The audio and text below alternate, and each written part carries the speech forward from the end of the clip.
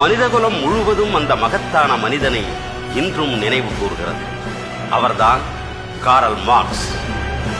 அனைவருக்கும் அனைத்தும் கிடைக்கிற வழியை உருவாக்கியவர். தடைகளை அக்குவேறு ஆணிவேராக விஞ்ஞான சோஷலிசம் என்னும் ஆயுதம் கொண்டு வீழ்த்தியவர்.